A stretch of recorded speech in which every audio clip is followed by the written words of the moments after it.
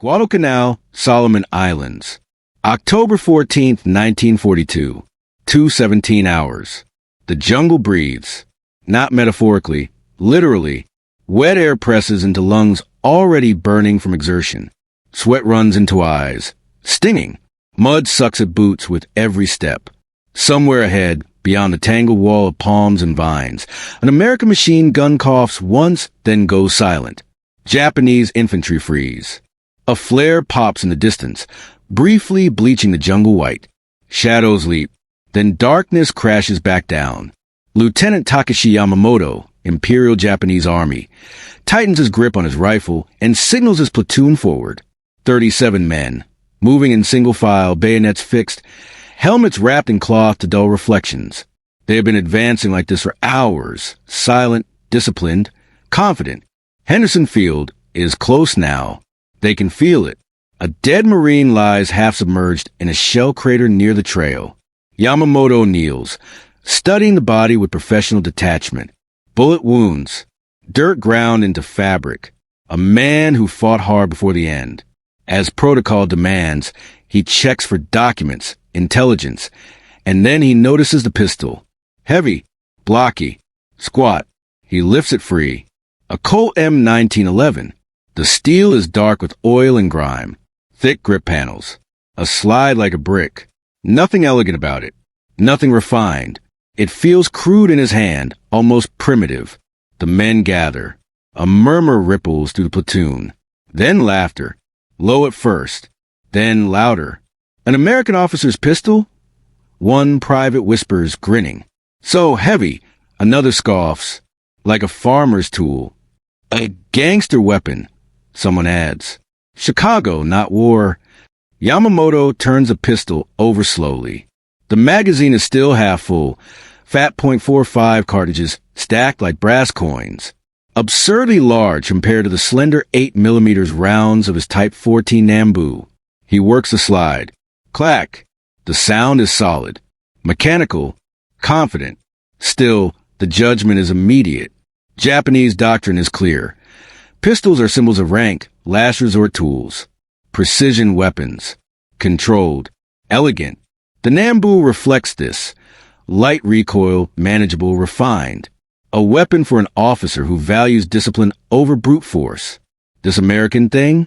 It feels like it was built for men who expect chaos. Yamamoto smirks despite himself. Americans, he says quietly. They compensate for poor marksmanship with size. The platoon chuckles again. Someone mimics the exaggerated recoil. Someone else jokes that throwing it would be just as effective. The pistol is passed from hand to hand, weighed, mocked. No one treats it seriously. Why would they? The Imperial Army has swept across the Pacific for months. Hong Kong, Singapore, the Philippines.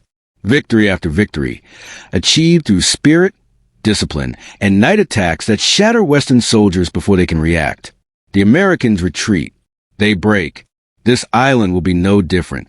Yamamoto slides a Colt into his pack anyway, not as a weapon but as a curiosity. A souvenir. Proof of American industrial excess and tactical misunderstanding. The platoon moves on. Ahead, the jungle grows louder. Gunfire cracks. Closer now. A burst of automatic fire tears through foliage to their left. A Japanese machine gun answers. Someone screams. Someone falls. Orders us down the line. Fix bayonets. Advance. The Americans are dug in tonight. Marines. Professionals. They are waiting. Yamamoto draws his sword. The Colt rests against his back, forgotten, for now, because in less than 1 hour, in a foxhole filled with smoke, blood, and choking darkness, that laughter will die, and the pistol they mocked will speak louder than doctrine ever could. Guadalcanal, October 14th, 1942, 2:41 hours. The night explodes. American flares rip open the darkness, bathing the jungle in harsh white light. Instantly, the silence shatters. Machine guns hammer, rifles crack, tracers slash through leaves and bodies alike. The Japanese assault collides headfirst into a wall of fire. Men drop, not screaming, choking, gasping, falling forward into mud that swallows them without ceremony. Yamamoto runs, sword raised, throat raw from shouting orders no one can hear. The carefully rehearsed night attack disintegrates into fragments. Squads cut off, formations broken, men fighting as individuals in a chaos too thick to understand. They reach the wire. Hands tear at it. Bolt cutters snap. A machine gun opens up at 20 meters, cutting down 3 soldiers in seconds. Bodies pile against the obstacle, creating gaps through which others crawl, climb, stumble. Yamamoto dives into the American perimeter. The world becomes smaller, a maze of foxholes and fallen trees. Smoke hangs low, mixing with the metallic stink of blood and cordite. The jungle no longer feels alive. It feels hungry. A Marine rises from a foxhole 5 meters away. Too close. Yamamoto lunges, sword flashing. The blade bites into Marine's shoulder. Not clean enough. Not deep enough. The American grunts, staggers, but does not fall. Instead, the Marine's hand moves. Fast. He drops his rifle and draws a pistol. A Colt. The blocky silhouette is unmistakable. Time slows. Yamamoto's Nambu is still holstered. His sword is tangled in muscle and bone. He yanks it free, reaching for the pistol flap. Fingers slick with sweat and blood, clumsy in the dark. The Marine fires. The sound is monstrous. Not a crack. A thunderclap, compressed and violent. The muzzle flash fills the foxhole like a camera strobe, freezing the Marine's face in stark clarity. Jaw clenched, eyes locked, calm under fire. The bullet misses. Barely. Yamamoto feels the pressure wave brush his skull. Feels the air itself punch past his ear. The sound echoes in his chest long after the flash is gone. The Marine racks the slide. Chunk. Mechanical. Certain. Another round chambers. Yamamoto knows he is dead. There is no room for elegance here. No time for philosophy. No space for doctrine. Only reaction. He throws himself forward, slamming into the Marine before the second shot can fire. They crash into the mud, grappling, hands scrabbling for weapons, boots slipping, breath hot and desperate. A rifle but comes down. Once. Twice. Sergeant Kenji Tanaka stands over them, panting, eyes wild. The Marine collapses, skull crushed, pistol falling from limp fingers. Move! Tanaka roars. Keep moving. They leave the body behind. The fight surges forward in violent pulses. Bayonets thrust. Grenades detonate blindly. Men scream in languages that blur together. Somewhere to Yamamoto's right, a Japanese officer is cut down by a burst of automatic fire. Somewhere to his left, a Marine empties a magazine into shadows and vanishes into smoke. Then it happens again. Another Marine, 15 meters, rising from cover. Another Colt. Yamamoto fires his Nambu. Once, twice, 3 times. The shots are accurate, center mass, but the Marine keeps moving. Slows, yes. Staggers, but still upright, still raising that pistol with deliberate calm. The Colt fires. 1 shot. Tanaka jerks backward, as if yanked by an invisible wire. He drops hard, breath exploding from his chest. Blood spreads fast across his uniform, dark and unstoppable. Yamamoto freezes. The wound is small. The effect is not. Tanaka's eyes meet his, confused, already fading. His breathing turns wet. Shallow. Ending. The Marine chambers another round. Yamamoto does not think. He grabs the American pistol from his pack. The mocked weapon. The souvenir. The joke. He fires. The recoil slams into his wrist like a hammer. The pistol bucks violently, ugly uncontrolled, but the shot lands.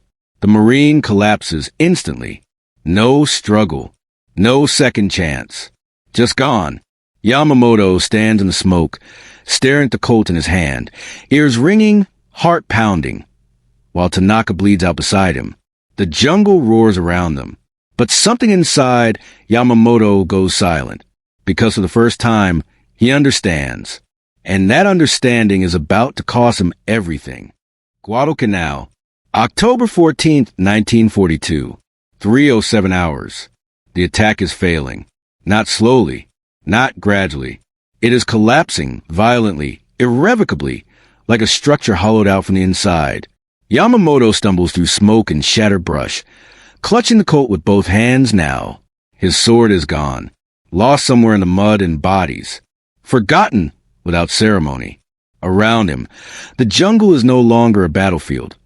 It is a slaughterhouse. Japanese squads advance in fragments. No cohesion left, no rhythm to the assault. Orders dissolve into screams. Whistles go unanswered. Men charge because stopping feels worse than moving. And everywhere, the same sound. That deep, brutal boom. The Colt, not rapid, not panicked, measured. One shot. A pause. Another. Each report echoes heavier than rifle fire, cutting to the chaos with terrible clarity. Yamamoto sees it again and again. Marines emerging from foxholes, wounded, exhausted, sometimes bleeding, yet still standing long enough to fire. The .45 does not need many chances. A Japanese corporal lunges from cover, bayonet forward, teeth bared in a final rush. A Marine fires once. The corporal folds. Another soldier fires his Nambu point-blank into an American chest. 2 rounds, 3, and still a Marine keeps moving, still squeezing the trigger of his Colt until the last shot punches through a helmet, bone, thought. This is not doctrine. This is not training. This is physics. Yamamoto ducks behind a fallen tree as a grenade detonates nearby, showering bark and soil across his back. His ears ring. His hands shake. He checks the Colt, slide lock back. Empty. He fumbles for a magazine taken from a dead Marine earlier. Fingers numb, movements clumsy. He slams it home, racks the slide. The motion feels heavy, deliberate, unforgiving. Not elegant. Effective. Nearby, a Japanese officer shouts for a regroup. 5 men try to reach him. Only 2 make it. A Marine steps into view. Face smeared with grime, helmet dented, eyes sunken with exhaustion. His rifle is gone. He carries only his pistol now. He fires. 1 shot. The officer drops mid-command, voice cut off like a wire snapped clean. The remaining soldiers hesitate. That hesitation kills them. Yamamoto fires twice. The recoil jars his wrist, pain shooting up his arm, but both men fall. One instantly. The other collapses against a tree, sliding down slowly, eyes wide, disbelief frozen on his face. Yamamoto stares at the pistol in his hand. This weapon was supposed to be obsolete, crude, excessive, too large, too slow. That is what the instructors said. That is what the manuals said. That is what everyone believed. Until tonight. He realizes something terrifying. In this jungle, in this darkness, in this kind of war, power matters more than precision. Stopping power. Finality. The ability to end a fight now, not seconds later. Around him, the Japanese assault dissolves into individual fights. Then individual deaths. Marines counterattack in small groups, disciplined, relentless, pushing outward with grim determination. The jungle belongs to them now. A flare rises, illuminating the carnage, bodies tangled in wire, shattered weapons, men frozen mid-motion in death. Yamamoto sees more Colts than rifles among the fallen Marines. It is not coincidence. It is adaptation. A lesson written in blood. Yamamoto backs away into the darkness as the order finally comes, late fractured, barely audible. Withdraw. The word tastes bitter. As he retreats, clutching the heavy American pistol, Yamamoto understands a truth no report will ever fully capture. The Colt was never laughed at by the men who faced it, only by those who hadn't. And the jungle is not finished teaching that lesson. Guadalcanal, October 14th, 1942, for 41 hours. The jungle goes quiet in a way that feels wrong. Not peace, not relief, the kind of silence that follows violence, when the living are afraid to breathe too loudly and the dead have finally stopped screaming. Yamamoto crouches beneath a tangle of roots on a ridgeline overlooking Henderson Field. Dawn is bleeding into the sky, a thin gray light filtering through smoke and mist. The airfield is still American. The assault is over. It failed. Below him, What remains of his company gathers in ones and twos. Men missing helmets, missing rifles, missing friends. A unit that landed with nearly 100 soldiers now barely fills a platoon. Someone is crying quietly. No one tells him to stop. Yamamoto checks the Colt again. 5 rounds left.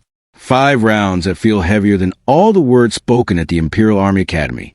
He remembers the lectures. The pistol is a symbol, a secondary weapon, an officer's badge of rank. That philosophy feels obscene now. He watches Marines moving confidently across the field, silhouetted by the rising sun. They're exhausted, filthy, wounded, but organized. Their perimeter still holds. Their machine guns still cover the approaches.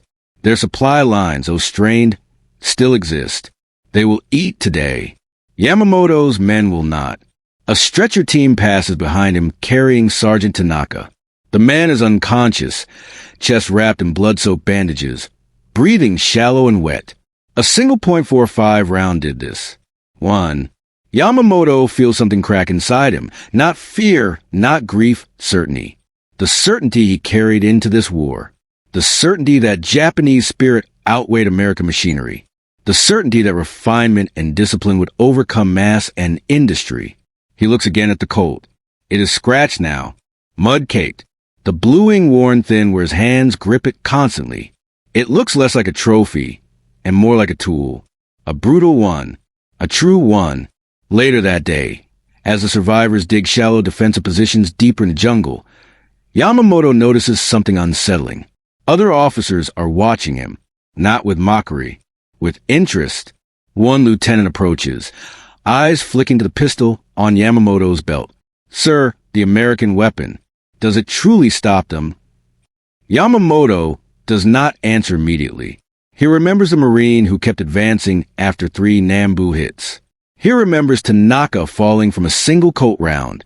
He remembers a sound, that deep final boom, echoing through the jungle. Yes, Yamamoto says quietly. It stops them. That night, around a small, carefully concealed fire, Yamamoto cleans the Colt meticulously.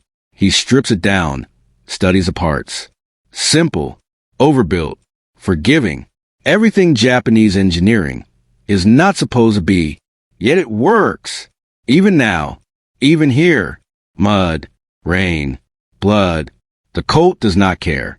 As he reassembles it, Yamamoto understands something that terrifies him more than the Americans ever could. This pistol is not an anomaly. It is a reflection of how the Americans fight, and how they will win if nothing changes. The jungle hums with insects and distant artillery as Yamamoto slides the Colt back into his belt. He no longer carries it as a curiosity. He carries it as a confession. And the war, he realizes, has only just begun to punish those who refuse to learn. Guadalcanal, October 28, 1942, 21:17 hours. Rain turns a jungle floor into a grave that hasn't decided who it wants yet. Yamamoto moves slowly, knees bent, Colt held tight in both hands. The Nambu still hangs useless at his side. Ceremonial now, a relic. The American pistol is warm, familiar, trusted. Ahead, the jungle explodes. Muzzle flashes tear open the darkness. American voices shout short, control commands. This is no chaotic skirmish. It's an ambush, executed cleanly. 3 Marines advance through the trees, rifles up, boots steady despite the mud. They move like men who expect resistance and are ready for it. Yamamoto feels the moment stretch. This is where philosophy dies. He rises from cover and fires. Once, twice, 3 times. The Colt bucks violently, recoil hammering his wrists. The sound is immense, flat, final, not a crack, but a statement. All 3 Marines go down. Not graceful, not heroic. They simply stop. The jungle absorbs them like it absorbs everything else. Silence returns, broken only by rain and Yamamoto's breathing. His men stare at him in stunned disbelief. No cheers, no cries of victory, just understanding. Later, huddled beneath ponchos in a ravine, Yamamoto counts his remaining ammunition. 12 rounds, 12 decisions, each one absolute. Private Sato watches him clean the Colt with reverence usually reserved for swords. Sir, he asks quietly, why do they give us pistols that don't do this? Yamamoto doesn't look up. Because, he says, we designed them for honor, not survival. The words taste bitter. Over the following weeks, the Colt becomes his primary weapon. Others follow. Captured .45s spread quietly among experienced officers. Not spoken of in reports. Not praised in doctrine. But used. Always used.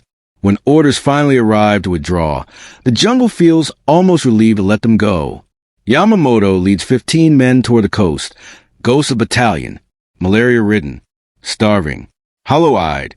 His Nambu breaks during the march. The Colt does not, on the evacuation destroyer. As Guadalcanal fades into darkness, Yamamoto sits alone, the pistol resting in his lap. He understands now. The Americans didn't win because they were stronger. They won because they were honest about what war actually is. Ugly, close, unforgiving, and they built weapons for that truth. Yamamoto closes his eyes. For the first time, he is afraid, not of defeat, but of how late this realization has come. Rabaul, New Britain, January 1943. Dawn. Yamamoto wakes to silence, the kind that only exists after men have been removed from violence and placed somewhere safe against their will. His body is alive. His certainty is not. The infirmary smells of antiseptic and boiled rice. Outside, aircraft engines hum. Japanese planes, still intact here, still disciplined, still pretending the war is unfolding as planned. Yamamoto sits on the edge of his cot and reaches instinctively for his sword. It isn't there. Instead, his hand finds cold steel. The Colt. He studies it in the pale morning light. Scratches along the slide. Worn grips shaped by someone else's fingers. From another continent. Another way of thinking. A weapon that never promised honor. Only results. During debriefings, intelligence officers ask about troop movements, marine tactics, perimeter defenses. Yamamoto answers all of it calmly. Then he mentions the pistol. The room stiffens. The American sidearm, he says, choose his words carefully, is superior in close combat. It ends fights immediately. Ours do not. A colonel frowns. Writes nothing. You're suggesting American design is better than Japanese tradition?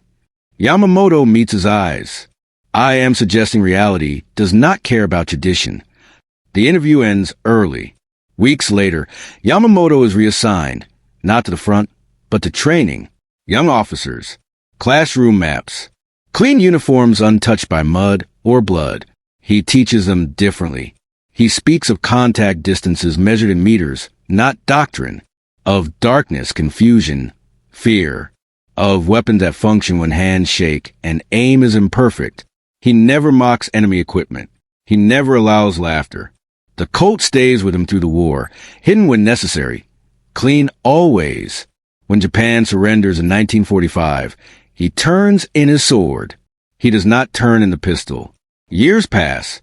Yamamoto becomes a historian. Students know him as quiet, precise, unsentimental. He never glorifies combat, never softens it. In 1967, a journalist asks him one question.